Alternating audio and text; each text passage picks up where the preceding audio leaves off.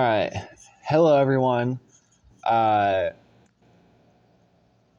I am the very shy bi guy, or the bi shy guy, or whatever you want to call me. I'm trying not to swear because YouTube doesn't like swearing in the first 18 seconds of the video, apparently.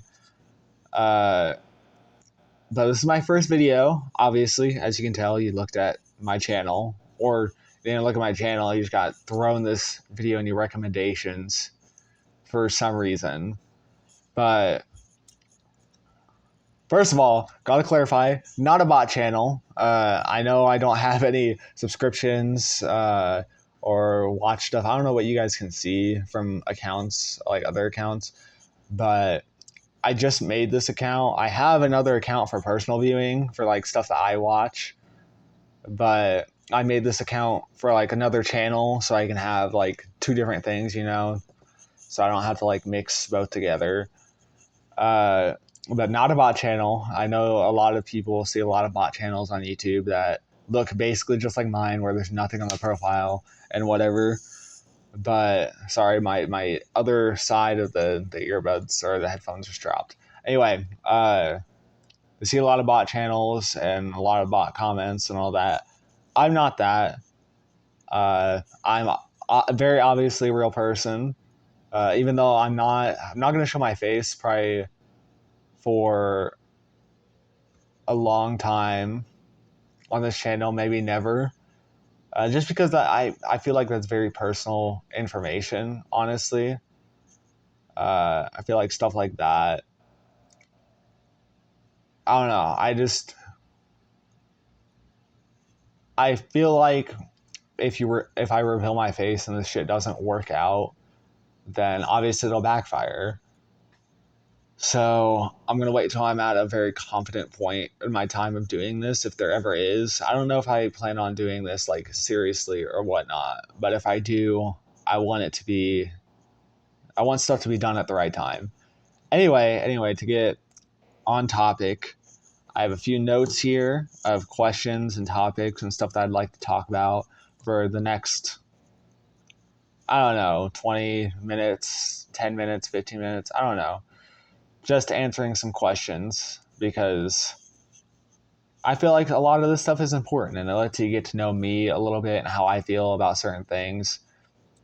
Sorry if I seem a little distracted. I'm looking at the time because earlier tonight I had an hour. Then I started another one. I had 30 minutes. And now I only have 22 minutes. Don't know how that works. I'll have to look at my storage. Anyway, I have stuff written down here on this notepad. There's nothing really on it other than questions, so there's nothing to show, like no drawings or anything. That's what this is for, is my drawings, but I haven't drawn anything in it yet. So I guess I'll start with a little bit about myself. Well, actually, I already did a little bit about myself.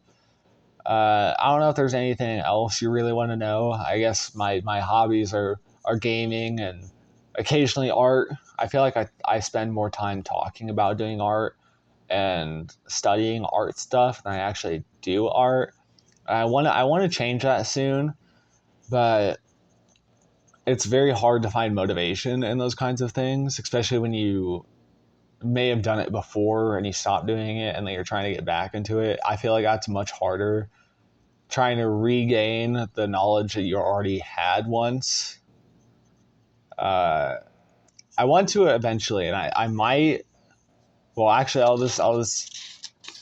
No, I won't answer that question yet. But I might do art stuff on this channel. Actually, I guess I will answer this question because the question is potential plans for the channel. Uh, my first one, I wrote some notes. A lot of the questions that I have, I didn't write answers to because I feel like if I wrote answers to them, then I would be reciting more stuff. Oh, my arm just slipped. I would be reciting more stuff than actually answering from my heart. So my potential plans for the channel, eventually, maybe, whatever. Maybe art content is the first one I wrote because I'd love to do art content. I did feel like I would do art a lot better if I had peers like watching me and criticizing me. Like obviously good criticism, not bad faith criticism. But I feel like if I had a better environment, like an area where people can see what I'm doing, it'd be a lot better for me personally and my personal growth in the art area. Anyway, uh, gaming content. Now this one I don't know, because just to preface this, I do have a channel, another channel. I'm not going to say it here because I haven't touched it in like 2 years, and I honestly don't know if I really want to continue doing content on it. But I do have a channel that I was doing gaming content on for, I don't know, 5 or 6 years, maybe four, around that range, 4 to 6 years. And I had a lot of fun doing it. But after a while, I like kind of forgot why I was doing it. Because at first I started doing it for fun, and then like it strictly became like, I need to get famous off of this. I need to do this. Obviously, I never got to the point where I was going to be big or famous, but I lost the passion for it. I lost the motivation, and I don't want I don't want that to seep into this. That's why probably on this channel, if I do post some things, it will probably be stuff that I want to talk about and not stuff that like is popular to talk about. Because I probably will do topical subjects sometimes, but I don't want that to be what my channel mainly derives of. I would much rather just do the stuff that I want to do for right now than focus on like what's big and what's popular and what'll get me the most views. Because the second you start doing things for monetary gain or attention, I feel like there's just no passion in it anymore. And I want myself to do this because I want to do it and not because it's what people would want me to do, if you get what I'm saying. Anyway, another thing I have written here is I might do discussions, like stuff like this basically right now, where I'm going to answer questions. I might do stuff like that where I'll pull questions from stuff, or I'll pull a topic or something and just talk about it. And one that I don't think I will do, but I was dabbling with it for a little while, is story time, or maybe reading, or maybe I'll have a story that I have, or sorry, or I'll read a creepypasta or something like that, because I love reading stories. But a lot of the stories I like reading are probably usually very stupid stories, or stuff that, trying to think how to say this. I like reading a lot of creepypastas, even though I know like a lot of them aren't that good. No offense to old time creepypastas, because they were like my childhood back in the day. Slenderman specifically, I love Slenderman. I wish they would actually utilize the character more in things, but that's besides the point. I would love to do story time and reading stuff, but I don't know if I would be able to do do that, because I don't know, like, there's I'm not trying to make it sound really legal, but I don't know if there's like rules against that. There's laws. You have to go through specific things. I don't know the guidelines for doing that kind of content, and I don't want my channel to be like based on one specific thing. I mean, I want like an audience, but I don't want an audience that just comes for like one thing. I want an audience that comes for me, and not just because like,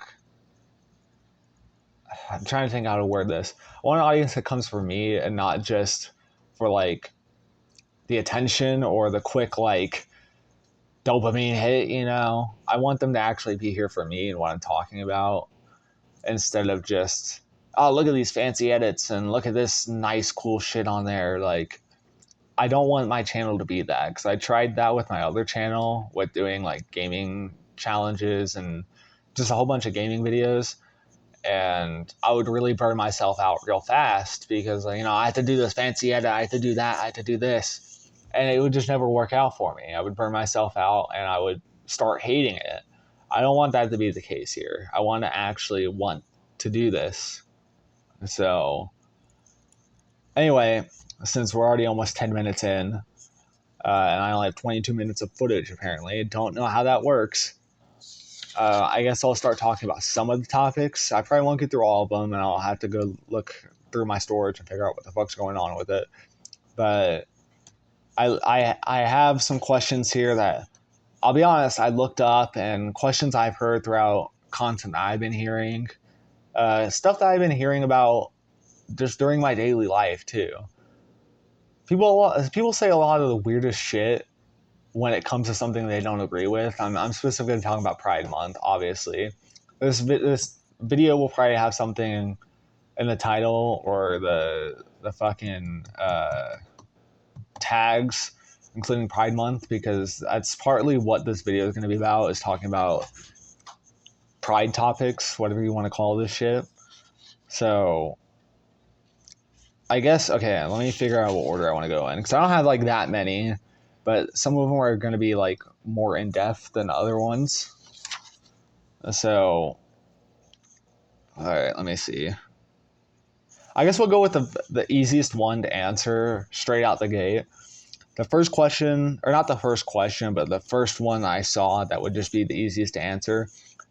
LGBT media, or LGBTQIA media that inspired me specifically. And the first one I have to say is a game series that oh my god, I can't get enough of, and I'm ready for the show. I'm very cautious about the show, and that is Life is Strange. As a very young, well, everyone's young, everyone was a young kid once, but as a very young kid, growing up in like the area that I have and the environment that I did, there wasn't a lot of like positive content like that, like LGBT content like that. And Life is Strange was the first one that was like kind of mainstream that I played through, and it like changed how I saw things, and it allowed me to accept myself a lot better. It kind of opened my eyes up that the world isn't like, I wouldn't say against me. Well, obviously not me specifically, but the world is a little more accepting than I thought it was at the time. I mean, there's still a long way to go, but it just allowed me to see myself as me, and it allowed me to open up my own feelings and my own traumas. And it's just a really good game overall. I love story games like that. People would call it a Telltale-like game. I don't really consider it necessarily a Telltale-like game. They kind of have the same tropes and ideas. Not ideas, but the same like kind of setup. But they give me two, like Telltale games and this give me two completely different feelings. And that's not a bad thing. That's not a bad thing. I love the Telltale games. I got the platinum for the definitive edition. Michonne season 3. Oh my fucking god, that season was so good. I don't even like. I love the comics. I was about to say I don't really like the comics. I love the comics, but I was not really like a big fan of the Michonne character until I played that season. Oh my fucking god, it made me view things so much differently about Michonne. Anyway, straight and narrow LGBT content that inspired me. Life is Strange, I would say, is the biggest influence, at least when I was younger. Uh, I can't think of anything more specific than that right now. Uh, I guess I would say Okay, it's a movie. This is a movie. I don't know if I have many DC fans around here, but Batman: Bad Blood. Kate Kane. Obviously, I'm not a lesbian. I'm not saying that, but that movie also like really allowed me to be myself, and seeing yourself. Well, not myself, because as I said, I'm not lesbian, but seeing people in your community being represented, it feels validating. It feels nice, because you don't really see that in media much. You don't see positive enforcement of our community. You just see a whole bunch of like, this is wrong, or you see a whole bunch of shit, and it gets to you.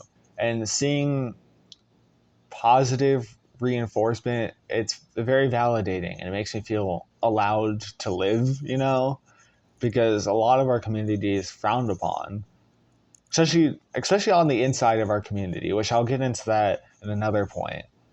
But it's just nice to feel validated. I think that's why I picked that question. But just wait.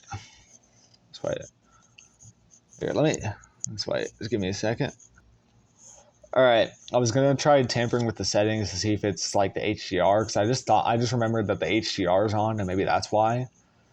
Why I don't have, sorry, I missed my leg. Why I don't have that much footage time, but I'll figure it out after this. That probably is actually what it is, because I'm already 15 minutes in, and I still haven't even gotten to a lot of the big questions. Let me see. All right, this is mostly like towards like bisexual people, but I can't talk for all bisexual people. So when I say bisexual people, I mostly just mean me. Like I can only speak about my personal experience, not everyone's.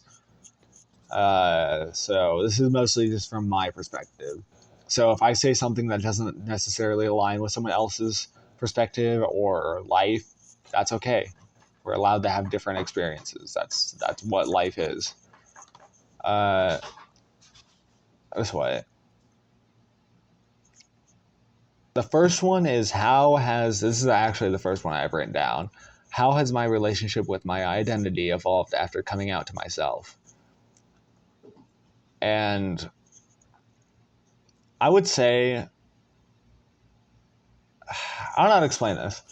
I've I've been out to myself. Like it sounds weird. Like people don't usually say like, "Oh, I came out to myself," but when you don't want to accept yourself, it just makes everything way worse, and it makes you just feel even more isolated.